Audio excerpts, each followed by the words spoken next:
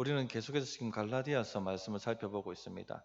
갈라디아 말씀을 통해서 복음이 무엇인지 하는 것을 이 방향 저 방향으로 살펴보면서 배우고 있습니다. 흔히들 열심히 하십시오, 열심히 하면 된다, 이렇게 신앙생활 하신 분들이 꽤 많으실 겁니다. 그런데 덮어놓고 열심히 하는 것, 이거 위험한 겁니다. 열심히 산을 올라갔는데 그 산이 아니라고 하면 어떻게 하시겠습니까? 얼마나 당황스럽고 지금까지 해왔던 모든 노력들이 헛수고가 되지 않겠습니까? 그래서 중요한 것은 방향입니다. 방향을 알고 열심히 해야 되는 것이죠. 복음이 무엇인지 제대로 알고 열심히 믿으셔야 됩니다.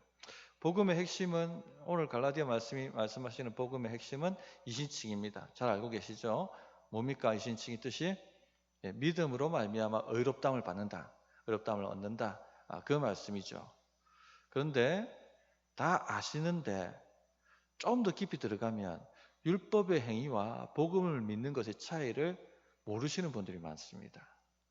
그래서 흔히 하는 얘기가, 복음을, 은혜 복음을 얘기하면 지금까지 내가 해왔던 모든 노력은 그러면 의미가 없단 말인가, 소용이 없단 말인가, 이런 질문들을 하거든요. 이런 질문이 나온다는 것 자체가 복음이 뭔지를 지금 제대로 모르고 신앙생활을 하고 있다 하는 것입니다.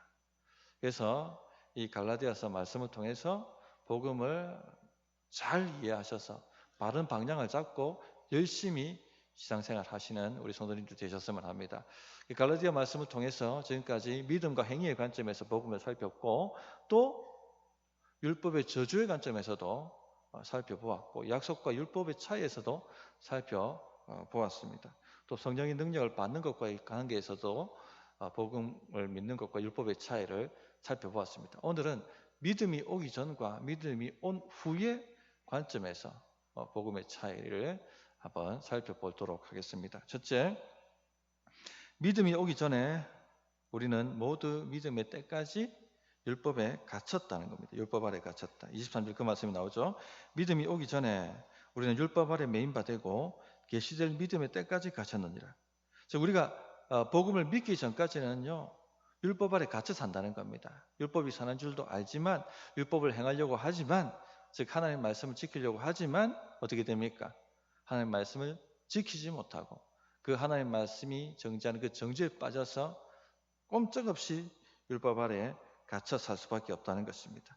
로마서 7장이 이것을 굉장히 쉽게 사도 바울이 풀어놓았습니다.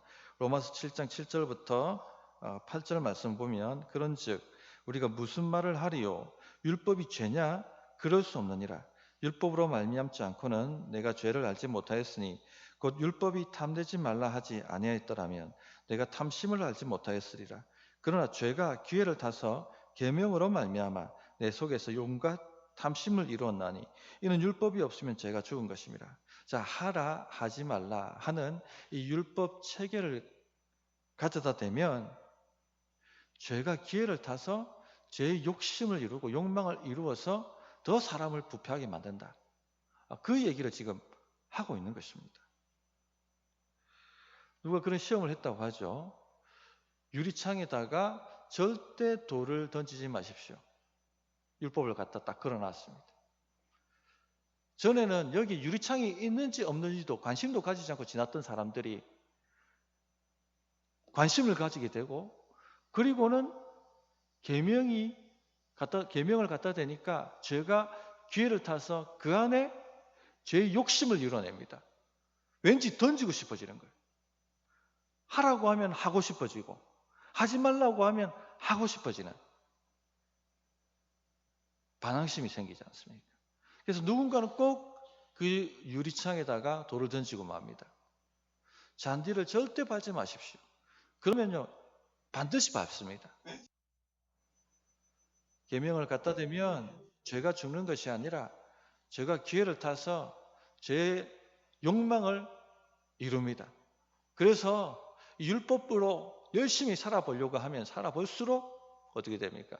율법 아래 갇혀서 율법에 매여서 율법의 정죄를 받을 수밖에 없는 상태로 들어가게 된다는 것입니다. 율법이 거룩한 줄도 알고 있습니다. 율법을 지키고 싶어하는 마음도 있습니다.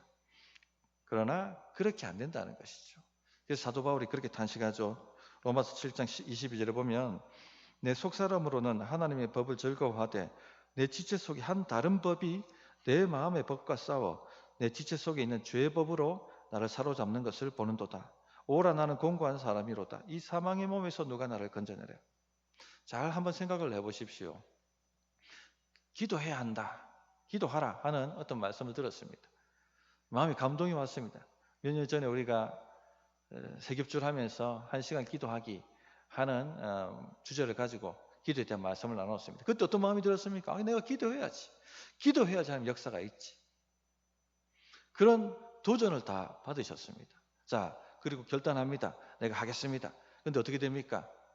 며칠 만에 항상 문제가 생기지 않습니까? 어떤 문제든지 생기게 되어 있습니다. 마귀는 가만두지 않죠. 또 계명을 갖다 대면 저희가 기회를 타서 우리 안에 제 욕심을 이뤄 반항하게 만들고 하지 못하게 만들고 그래서 반드시 무슨 일이 생기게 됩니다. 그렇게 될 때 항상 육신이 연약해서 이렇게 하면서 넘어가지 않습니까? 기도 없는 삶으로 살아가는 겁니다. 또 그래서 또 얼마 후에 부흥회나 이런 걸 통해서 감동을 받고 내가 그래 살아봐야 되지 결심을 하죠. 그럼 또 어떻게 됩니까? 하루 이틀 지나고 나면 반드시 문제가 생깁니다. 기도하지 않는. 그리고는 기도 없는 삶으로 다시 떨어집니다. 율법에 매인바된 것이죠. 벗어날 수가 없습니다. 선한 것은 알지만은 행하려고 결단도 하지만은 율법은 하라 하지 말라는 이 계명은 능력을 주지 않기 때문에 절대 여기서 벗어날 수가 없습니다. 그래서 또 추락하고 또 추락하고 또 추락하고 몇 번 반복하고 나면 이렇게 살 수밖에 없구나. 패배주의에 빠져서 그냥 그렇게 살아가는 겁니다. 그렇게 사시는 분들이 얼마나 많이 있습니까? 내 속사람으로는 하나님의 법을 즐거워하되 내 지체 속에 한 다른 법이 내 마음의 법과 싸워 내 지체 속에 있는 죄의 법으로 나를 사로잡는 것을 보는도다. 이것이 바로 율법 아래 갇혀 살아가는 사람의 모습입니다. 왜 이렇게 될까요?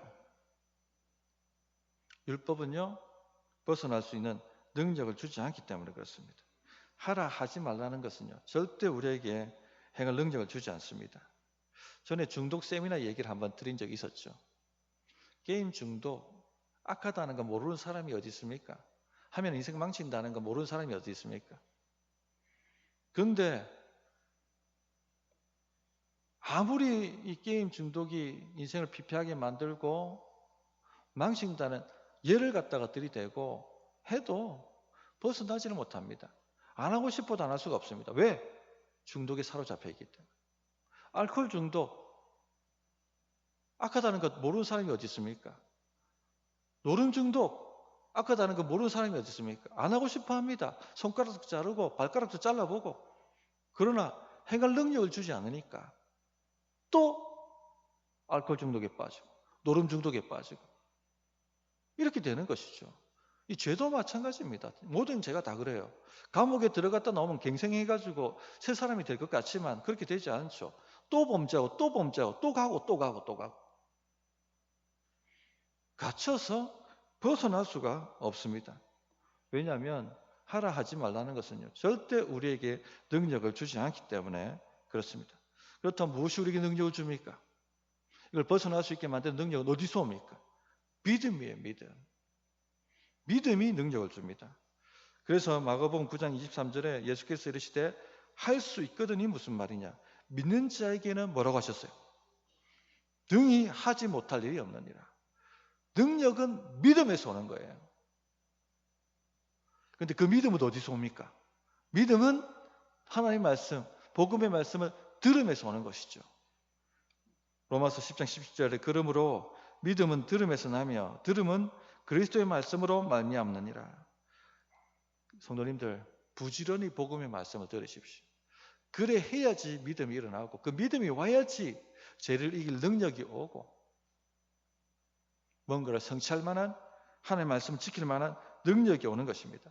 우리가 아이들 어릴 때 양육할 때 어떻게 키웁니까? 보통은 하라 하지 말라는 계명 체계로 키우지 않습니까? 한마디로 율법 체계로 키웁니다. 그런데 어떻습니까? 아이들이 하라 하지 말라 반드시 하고 해야 될 것은 안 하고 그렇게 되지 않습니까? 왜냐하면 능력을 주지 않기 때문에 그렇습니다. 아이들이 부모님 말씀 따라 살아야 된다는 걸 알죠. 왜 모르겠습니까? 그런데 어떻습니까? 계명이 주어지면 저희가 기회를 타서 그 계명을 반항하게 만들고 제 욕망을 이루어가게 만들기 때문에, 그래서 자꾸 그렇게 되는 것입니다. 능력이 와야 돼요. 능력이 어디서 옵니까? 믿음에서 오는 것이죠. 하나님께서 나를 이처럼 사랑하사 독생자 예수님을 주셨다는 것이 마음에 탁 하고 다가올 때 죄를 이길 능력이 옵니다. 하나님 말씀대로 살아갈 능력이 오는 것입니다. 하나님이 나를 사랑하시고 내 인생을 책임지시고 나를 돌보시고 내가 어디 가든지 나를 지키시고 인도하신다는 것이 탁 하고 내 마음의 믿음으로 다가올 때 하나님을 위해서 살아갈 수 있는 힘과 능력이 생기는 것입니다. 전에 유기성 목사님 교회에서 있었던 한 자매 이야기를 예로 들어서 얘기하지 않았습니까? 고모 밑에서 자란 자매였습니다. 사춘기 자매였습니다. 고모하고 만나서 대화하면 늘 다투고 화가 나고 반항심에 문을 꽝 닫고 들어가고 서로 상처 주고 상처받고, 이게 뭡니까 이게? 서로 사랑하는 사람끼리 그렇게 하지 말아야 되는 걸 알지만 능력이 오지 않으니까 계속 그런 삶을 살 수밖에 없는 것이죠. 교회 가면 회개하고 하나님 도와주세요. 집에 가면 또 싸우고. 근데 언제 이것이 극복됩니까? 나는 그리스도와 함께 십자가에 못 박혀 죽었고 내 안에 예수님께서 사신다는 것이 믿음으로 탁 하고 다가오자, 믿음이 올라오자 이길 능력이 생기는 것이죠. 하나님, 저는 주와 함께 죽었음을 믿습니다. 내 안에 주님이 사시기 때문에 오늘 내 안에 사시는 주님께서 고모를 만나 주십시오. 그 기도를 드리고 만났을 때 야단치는 고모의 얼굴을 보는데 얼마나 사랑스러운지, 얼마나 애처로운지 부둥켜 안고 울지 않습니까? 그때 모든 문제가 해결되죠. 성도님들, 능력은 믿음에서 옵니다. 이 믿음이 오기 전에는요, 모두 율법 아래 갇혀 삽니다. 율법이 선한 것을 알지만 행할 능력이 없기 때문에 또 범하고 그 율법의 정죄에 빠져서 또 그렇게 살아가는 삶을 반복할 수밖에 없습니다. 두 번째, 믿음이 오기 전에는요, 우리는 초등교사 율법 아래에서 그리스도께로 인도된다 하는 것입니다. 24절 말씀을 보십시오. 이같이 율법이 우리를 그리스도께로 인도하는 초등교사가 되어 우리로 하여금 믿음으로 말미암아 의롭다함을 얻게 하려 함이라. 헬라 시대 때는 초등교사라고 하는 직업이 있었습니다. 전문적 노예입니다.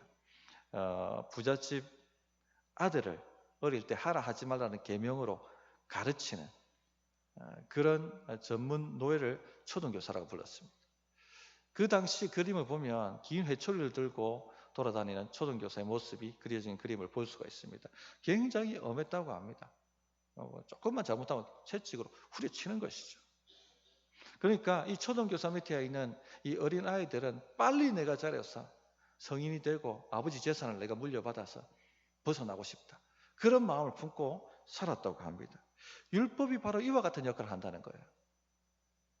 율법 아래 있으면 빨리 내가 율법을 벗어나서 하나님의 아들이 되어서 능력으로 그렇게 삶을 살고 싶다, 이런 마음을 가지게 되는 것이죠. 즉 그리스도를 찾게 된다는 것입니다. 구원자를 찾게 된다는 것입니다. 로마서 7장의 바울의 탄식을 다시 한번 말씀드리겠습니다. 로마 7장 22절부터 24절에 내 속사람으로는 하나님의 법을 즐거워하되 내 지체 속에 한 다른 법이 내 마음의 법과 싸워 내 지체 속에 있는 죄의 법으로 나를 사로잡는 것을 보는도다. 오라 나는 공고한 사람이로다. 율법이 다가오면 나에게 성취할 능력을 주지 않기 때문에 열심히 해보려고 달려가지만 결국 또 쓰러지고 또 쓰러집니다. 그래서 오호라 나는 공고한 사람이로다. 나에게 능력이 없구나, 나는 죄인이구나 깨닫게 만듭니다. 그럼 벗어나야 되죠. 그래서 이렇게 얘기하죠. 이 사망의 몸에서 누가 나를 건져내랴. 구원자를 찾게 된다는 것입니다. 그리스도를 찾게 된다는 것입니다. 그래서 율법은 우리를 그리스도께로 인도하는 역할을 한다. 두 손 두 발 다 들고 하나님 말씀 좀 지킬 수 있도록 믿음 주십시오, 이렇게 주님 앞에 두 손 두 발 다 들고 나가게 만든다는 것입니다. 열심히 율법을 수행해서 하나님께 이르려고 했던 많은 시도들이 있었습니다. 우리가 잘 알고 있는 종교개혁가 마틴 루터, 수도사이지 않습니까? 죄를 이기기 위해서 한겨울에도 이불을 덮지 않고 자고, 또 죄를 이기기 위해서 어떻게 침대에서 누워서 편안히 잘 수 있겠냐 하고 서서 자고, 이런 식으로 죄를 이기기 위해서 수도하고 또 수도했습니다. 매 시간마다 고해성사를 하고, 그때마다 다시 죄가 자기 뒷덜미를 잡았다라고 말씀하죠. 또 죄가 생각나고 또 죄를 짓고. 그래서 나중에는 뭐라고 그가 얘기합니까? 하나님은 잔인한 하나님이십니다. 지키지도 못할 말씀을 주시고 지키지 못하는 나의 모습을 보고 웃고 계시는 잔인한 하나님이십니다. 그렇게 표현하지 않았습니까? 이렇게 내가 할 수 없구나를 깨닫게 만들었기 때문에 루터가 예수님을 진짜 만나게 된 것이죠. 이처럼 율법은요, 우리에게 행할 능력을 주는 것이 아니라 그리스도를 찾게 만드는 초등교사의 역할을 한다는 것입니다.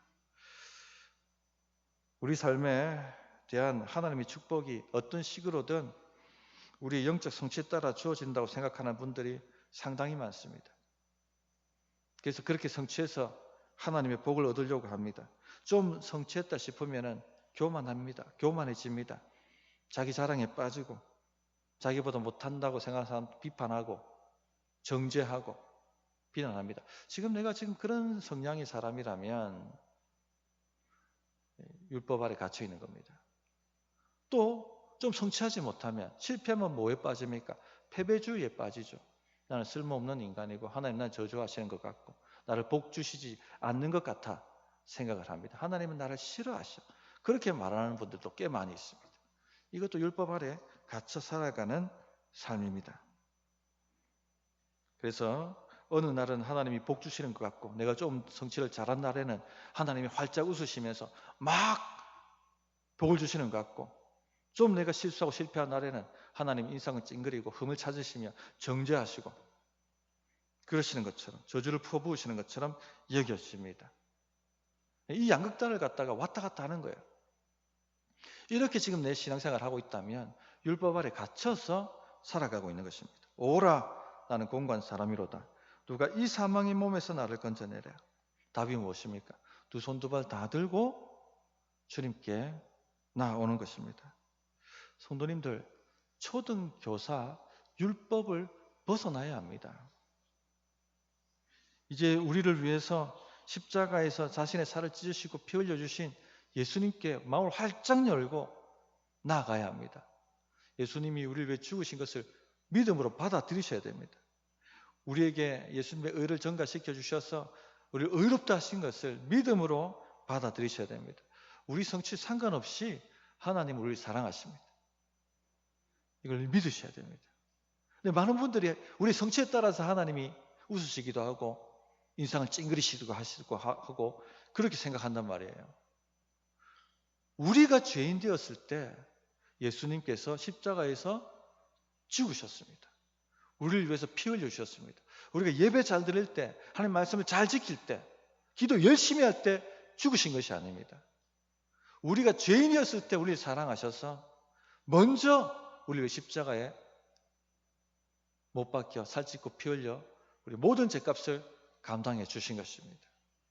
이것을 믿음으로 받아들이십시오. 그렇기 때문에 우리가 생각하기에 가장 좋은 날도 하나님의 은혜 없이 된 날이 아니고요. 우리가 생각하기에 가장 형편없는 날도 하나님의 은혜가 사라진 날이 아닙니다. 그날에도 하나님의 은혜는요, 폭포수처럼 부어지고 있는 것입니다. 이것이 믿음으로 탁 다가올 때 능력이 옵니다. 좋은 날뿐만 아니라 엉망진창인 날에도 하나님 우리와 항상 함께 하시고 우리를 돌보시며 모든 것이 합력하여 선을 이루어 가도록 그렇게 다스려 가고 계신 것입니다. 또 율법뿐만 아니라 이 고난도 초등교사의 역할을 한다고 생각합니다. 우리 힘으로 해결할 수 없는 어려운 일을 만날 때 그 어려운 고난들은 왜 주어집니까? 하나님을 찾으라고 주어지는 거예요.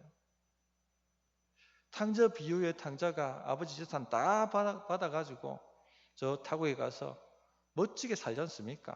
자기 하고 싶은 대로. 근데 왜 기근이 옵니까? 왜 하나님이 기근을 보내십니까?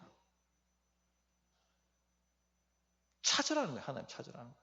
두 손 두 발 다 들게 만드시기 위해서. 이런 고난이 옴에도 불구하고 여전히 내가 열심히 하면 된다. 내가 하면 된다. 내가 할 수 있다.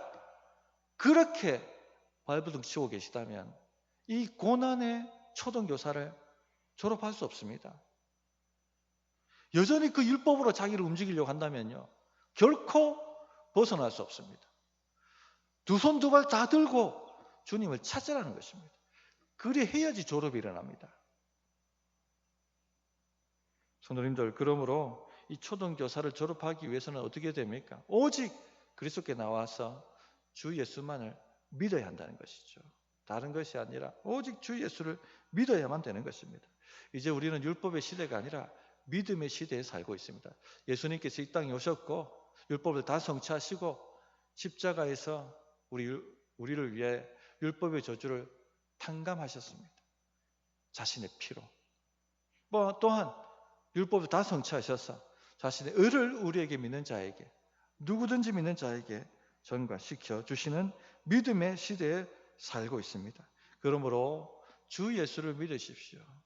오직 주님의 공로만 의지하십시오. 오직 주의 의만을 붙드시기 바랍니다. 내 성씨로, 내 노력으로 율법을 잘 지켜 얻으려고 했던 그 모든 시도들을 다 포기하십시오. 배설물처럼 쓰레기통에 버려버리십시오. 그래 해야지 예수님이 보이고 예수님이 믿어집니다. 두 손 두 발 다 들고 주님 앞에 나오셔야 됩니다. 이 믿음이 올 때 일어나는 변화가 무엇이 있는가? 네 가지 간략하게 말씀드리겠습니다. 첫째, 우리가 하나님의 자녀가 됩니다. 내가 자녀라는 믿음이 오는 거죠. 25절 26절에 보면 믿음이 온 후로는 우리가 초등교사 아래 있지 아니하도다. 너희가 다 믿음으로 말미암아 그리스도 예수 안에서 하나님의 아들이 되었으니, 율법으로 말미암아가 아닙니다. 믿음으로 말미암아 하나님의 아들이 됩니다. 믿음이 오면 우리는 더 이상 초등교사 아래 있지 않습니다. 율법 아래 있지 않습니다. 하나님의 아들이 됩니다. 하나님 자녀 권세가 뭔지 아십니까? 은혜의 보좌 앞에 담대히 들어갈 수 있다는 겁니다. 막힌 것이 없습니다.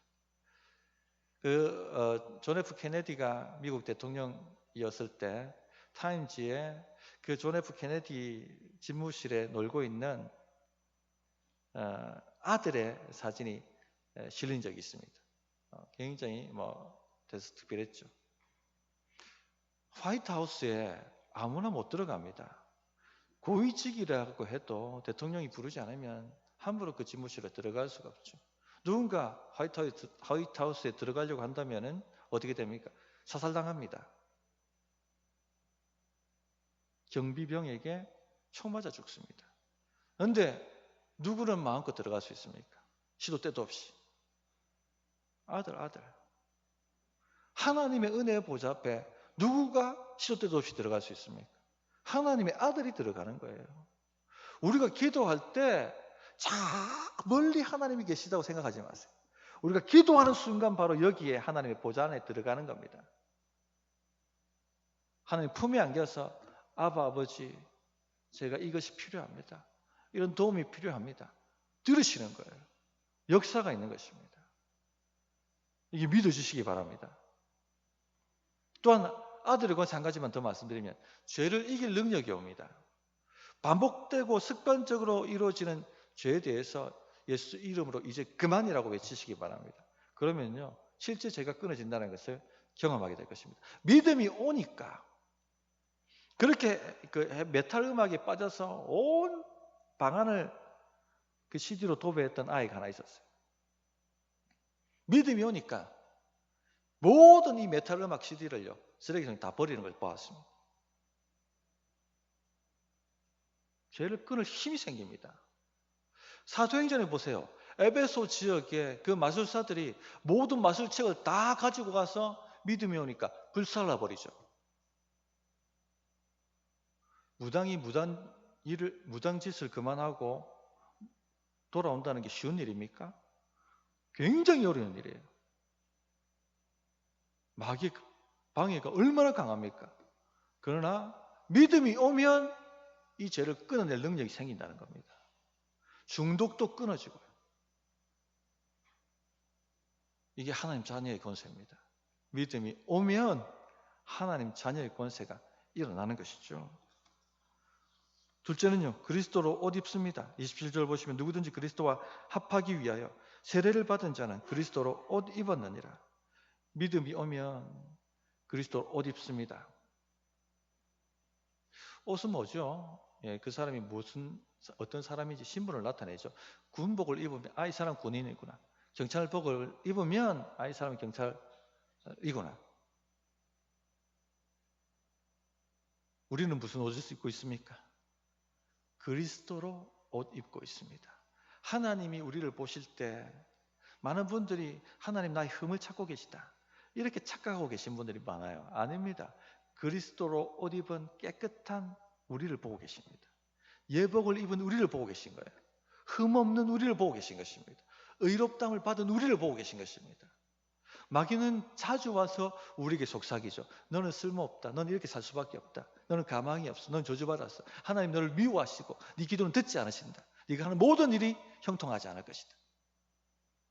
넌 자격이 없어. 그때마다 나는 그리스도로 옷 입었다라고 말씀하시기 바랍니다. 하나님은 우리에게 흠을 찾지 않으세요. 왜? 그리스도로 옷 입었기 때문에. 아멘.